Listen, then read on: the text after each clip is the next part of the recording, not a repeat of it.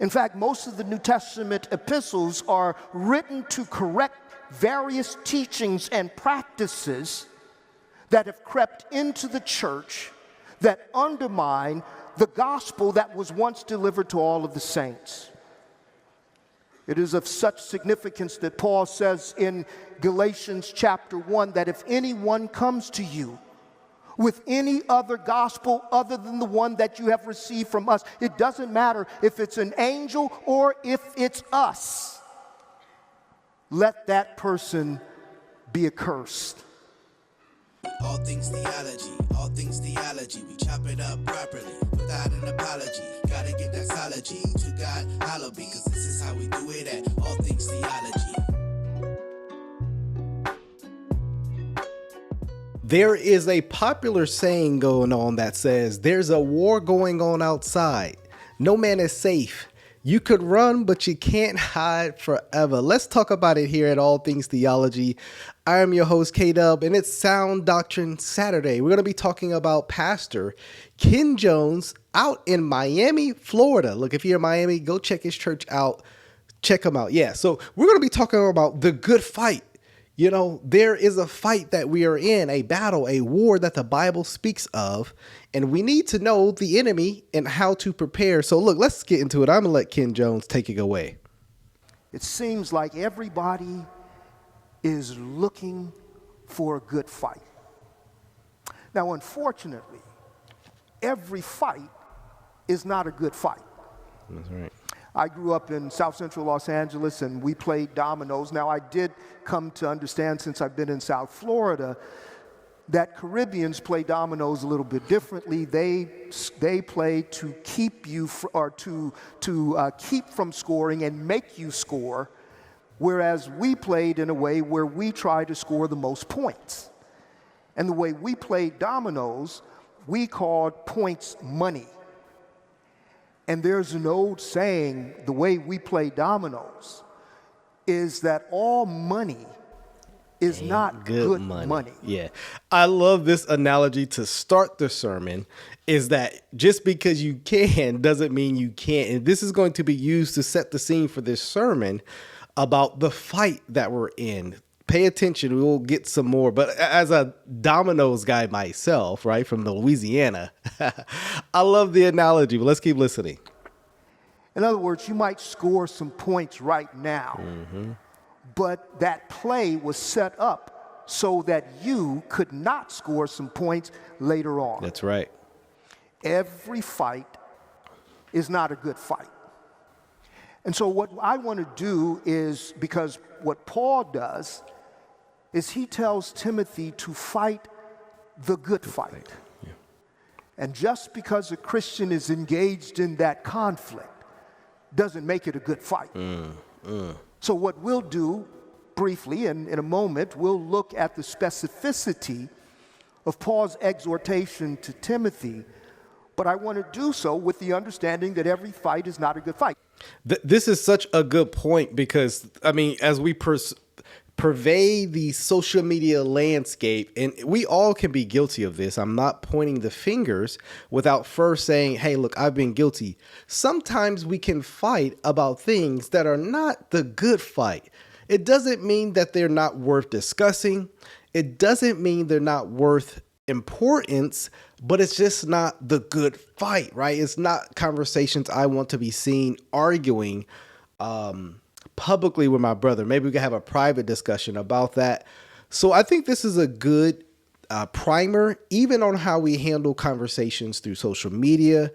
Remember, we got to fight the good fight, right? And so let's get into this section that I thought was helpful.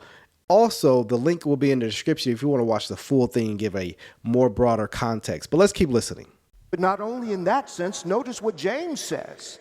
James says, he infers that unnecessary arguments, petty arguments, and fights within the fellowship, he says it flows in essence from an unhealthy friendship with the world. Wow. And then he says that friendship with the world is equivalent to enmity with God. In Ephesians 4, Paul says, Therefore, put away falsehood. Let each one of you speak the truth with his neighbor, for we are members of one another. Then he says this, be angry, Do not sin. but do not let the sun go down on your anger. And then he adds, and give no opportunity for the devil. There is much to debate, and there is much room for disagreement within our fellowship on this or that, and certainly across denominational lines. Brothers and sisters, when it comes to the body of Christ, purchased by the blood of Christ, we must be very careful that we would first off conduct ourselves in a way that corresponds to our newness in Christ. And Satan is at work bringing accusations. In fact, we are told that he's an accuser. This is a good point, right? I want to balance this out. He's doing a great job, right? Because on one side, they don't want to argue about anything, right? Oh, we'll just pray for them. Like we don't battle for anything. We don't defend the faith. We don't fight that good fight. They don't want to argue about anything. There is no defense, no apologetic work on this side, right? I think this is an error. Then you have this side that wants to argue about everything. Everything becomes a gospel issue, right? The color of the pews will get you kicked out of heaven on this side, right? No, we got to reject both of these sides, right? Here's what we need to do. Is my brother or sister, they hold to an orthodox gospel, orthodox view of Christ, orthodox view on the Bible.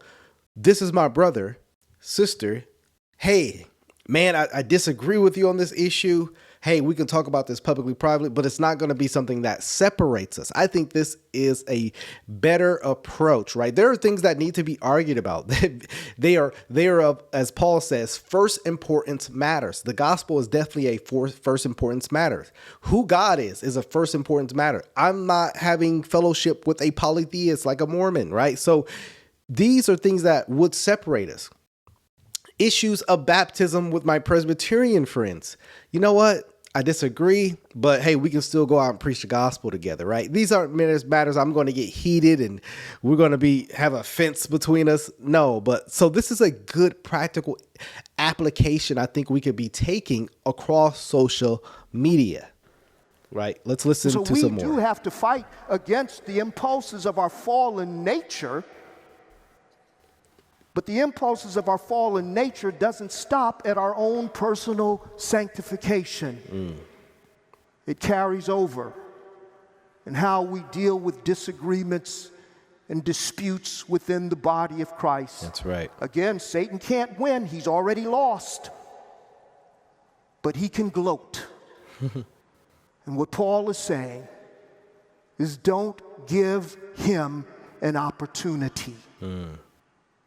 But third and finally, the good fight not only consists in our working to minimize and properly engage in disputes and debates in a way that does not overthrow God's grace or somehow make those who have been purchased by his blood feel somehow that they are overtaken in sorrow.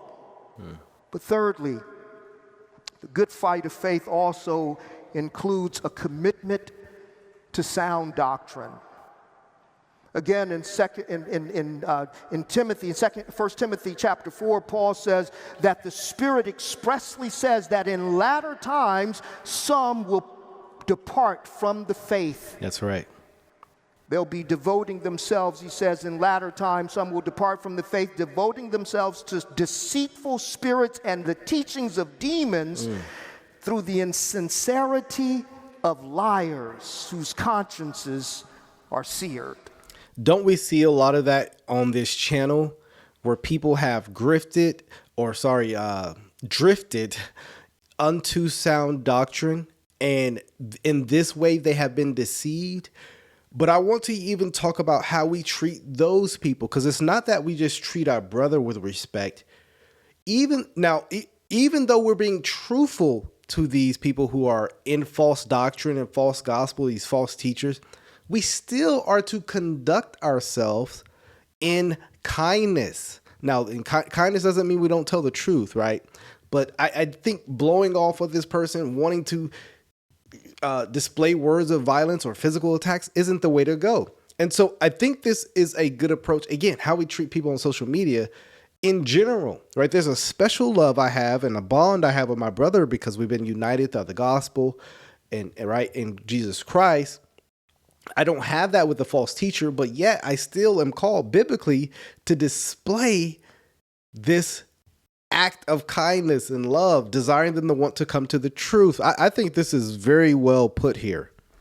A few verses down, he goes on to say, have nothing to do with irreverent and silly myths.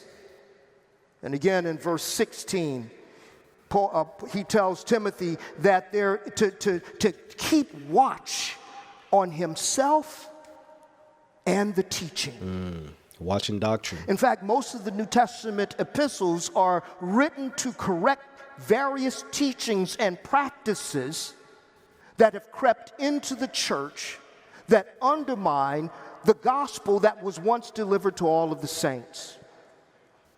It is of such significance that Paul says in Galatians chapter 1 that if anyone comes to you with any other gospel other than the one that you have received from us, it doesn't matter if it's an angel or if it's us, let that person be accursed.